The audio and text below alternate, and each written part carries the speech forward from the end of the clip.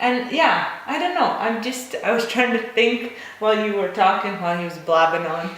Doesn't listen to me. I was thinking of other things, and throughout our day, we are continually fueling our body with protein-rich foods that could be disguised as other things. For example, trail mix, like nuts, seeds, protein, but they are seen as a fat. Right. Right? And those are combined with other things. Mm-hmm. So there might be like dark chocolate in there, and we believe dark chocolate is a health food. Yeah. So there's tons of health benefits from dark chocolate. So you put that together, then maybe you have some dried fruit in there. So that we consider that a snack meal, which makes it a fantastic way to boost your metabolism and keep your body energized all day long.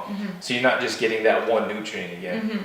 Or if you combine foods, like one of my favorites is, because we have green smoothies every morning. He's gonna steal my idea right here. This is my idea. If it was just her for idea, the record. if it was her idea, she would have said it already. No, I was waiting. I didn't want to say all of my ideas at first. All right, what you got? Anyway, you go. No. No, you haven't. You haven't. Go ahead. All right. So if you combine cucumber and celery.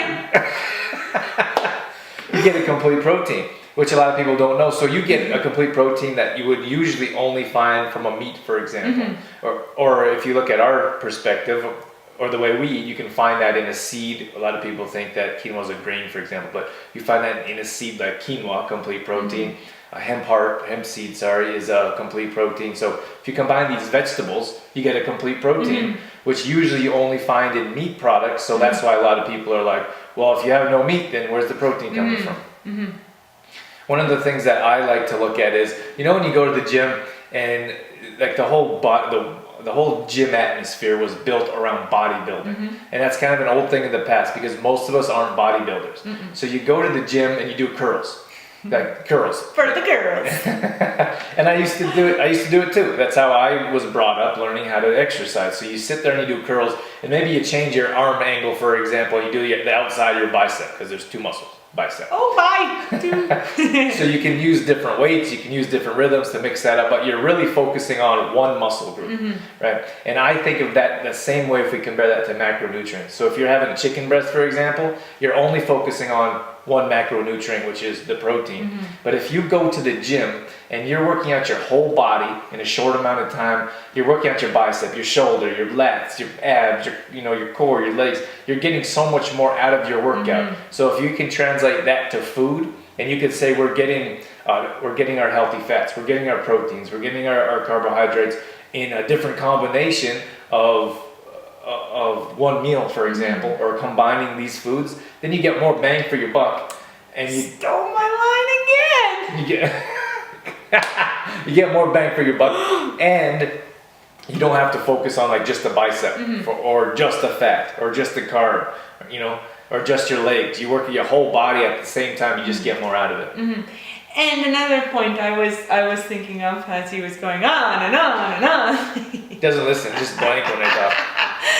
I was thinking about how throughout the day, like your protein consumption, would you say, is building up incrementally. Look at all my big words today. 2 big words.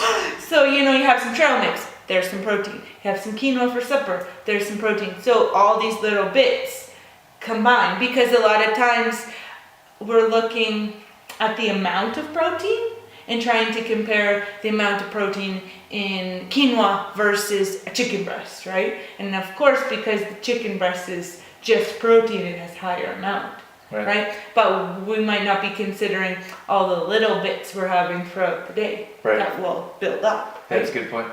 Because many times you might not have a whole lot of protein, and in the evening you have like a big steak, for example. Yeah. Instead of spreading it out throughout the day and then using those different macronutrients to fuel your body all day long. Very good point. Yes. I got one.